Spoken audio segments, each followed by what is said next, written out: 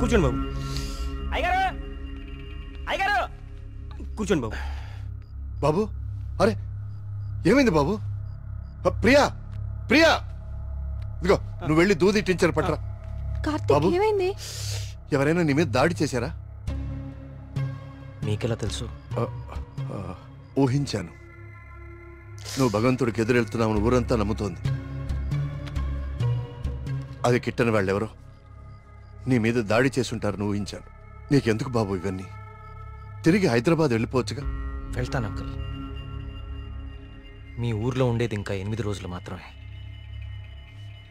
మీరు నమ్ముతున్న దేవుడి మీద గెలిచి వెళ్తాను. గెలవడానికి ఆ భగవంతుడి సాయం కావాలని నేను నమ్ముతాను. నువ్వు ఆ భగవంతుడి మీదే గెలుస్తానంటున్నావు.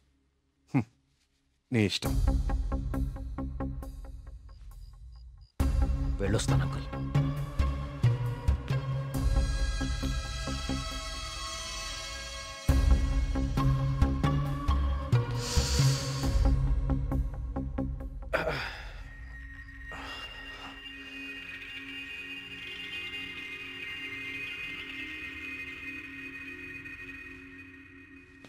కార్తిక్ బాబు ఎక్కడికి?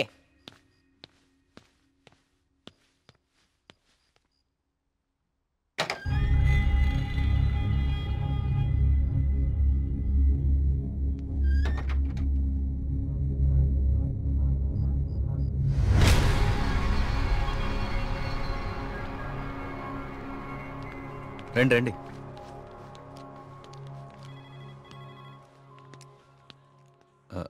ఆ దెబ్బేంటి? చిన్న యాక్సిడెంట్. జాగ్రత్త కార్తీక్. చాలా ఆశ్చర్యంగా ఉంది ఇన్స్పెక్టర్.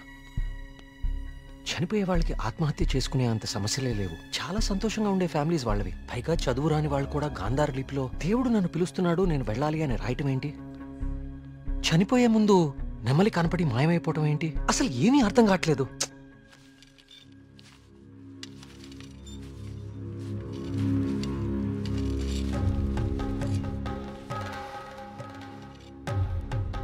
సార్ ఇదిగోండి సార్ ఫైల్. ఇక్కడ పెట్టు.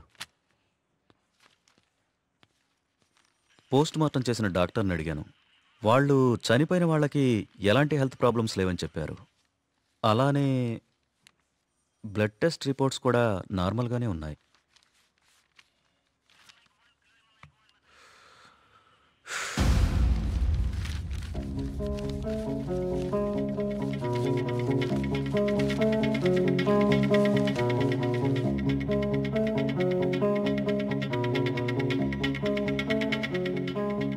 ఏంటిది?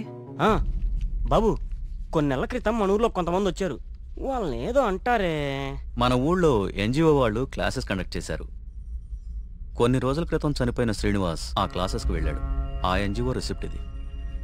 ఎన్జిఓవా? నేను వాళ్ళతో మాట్లాడొచ్చా? ఆ మాత్రం నాకు తెలీదా? ప్రతిదాన్ని అనుమానించడం కరెక్ట్ కాదు కార్తీక్. నన్నే అడుగుతున్నావు. నేనైనా ఎంక్వైరీ చేశాను. ఇన్స్పెక్టర్, నాకు ఛాన్స్ తీసుకోవడం ఇష్టం లేదు. నేను ఆ ఎన్జిఓ ఆఫీసర్తో మాట్లాడతాను.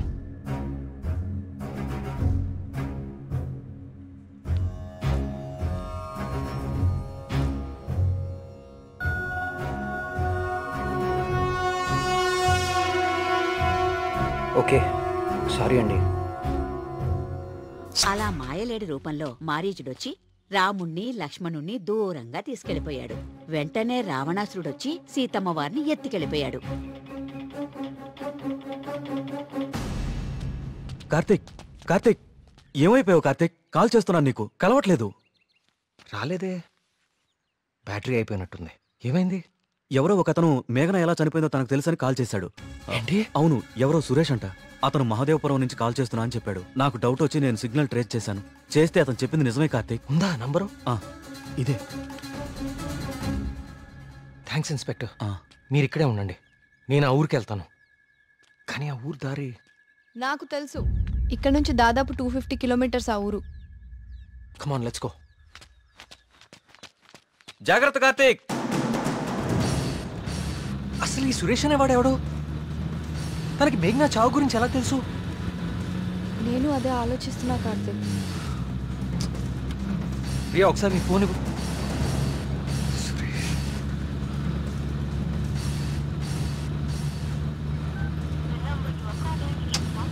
ఛ!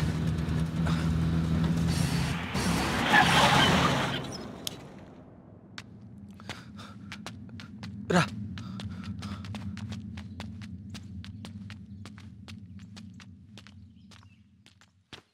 ఏమండి? ఏమండి? ఎవరు? ఈ ఊర్లో కొల్ల సురేష్ అనే మనిషి ఉన్నాడు. ఎక్కడున్నాడో చెప్తారా? ఇప్పుడే నాతో మాట్లాడి ఇలా వెళ్ళాడండి. అటా? ఇటే. నేనే అనుకుంటా.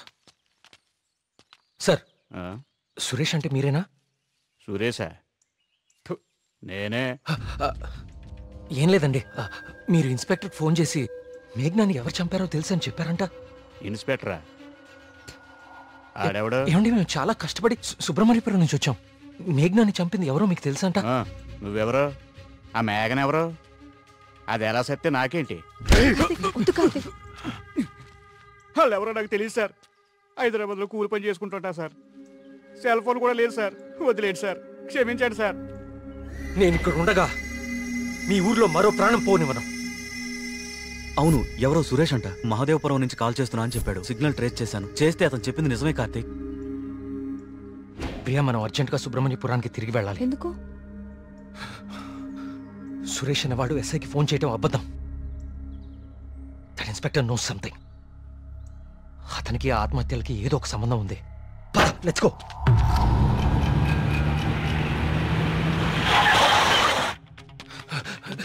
సార్, ఆ ఎస్ఐ ఎక్కడ ఉన్నాడు? అతనికి ఈ ఆత్మహత్యలకి ఏదో ఒక సంబంధం ఉంది సార్. నన్ను మహాదేవపురం పంపించేసి ఇక్కడ ఇంకో చావు ప్లాన్ చేశాడు. అతను ఆపాలి సార్, అతను ఆపాలి. ఈ ఊర్లో ఇంకొక్క ప్రాణం కూడా పోకూడదు. ఏం మాట్లాడరేంటి సార్? చచ్చిపోయాడు బాబు, చచ్చిపోయాడు బాబు. నువ్వు మహాదేవపురం వెళ్ళిన కాసేపటికే విషయం జరిగిపోయింది.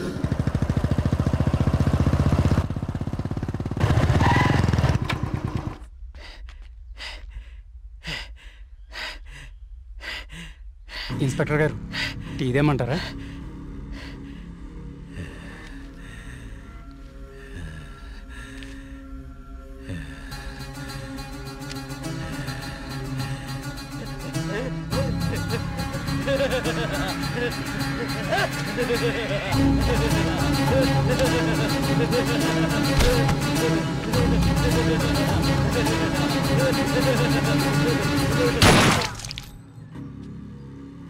ఇంకొక ప్రాణం కూడా పోదని మాటిచ్చావు.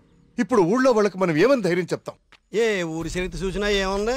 నా ఎండు చేపల కంపు, చిన్న చేపలు చచ్చి పెద్ద చేపలు బతికిన ఇదని చెప్పండి. అంతకంటే ఏం చెప్తారు? మీ వంశ చరిత్రలో ఈరగాథలు చెప్పుకోవడానికి ఈ ఊరు ఉండాలి, ఆ గుడి ఉండాలి, చిత్తం బాబు అనడానికి ఈ మనుషులు ఉండాలి. కానీ వర్మగారు, మీకు ఊడిగా చేయడానికి కూడా మనుషులు మిగడం లేదు ఈ ఊళ్ళో. ఎమ్మెల్యే గారు, మీరు నన్ను అపార్థం చేసుకుంటున్నారు. ముందు మీరు సరిగా అర్థం చేసుకోండి. పోతున్న పేనాలు గుడిసిల్లోయి, కోట్లో కాదు కదా. అందుకే మీకు అర్థం కావట్లేదు. అయినా ప్రశ్నకి సమాధానం చెప్పండి.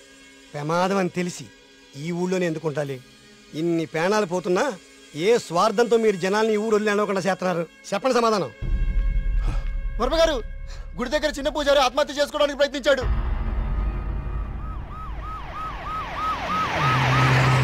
దేవుడికి ఇష్టం లేని అభిషేకం జరిగింది.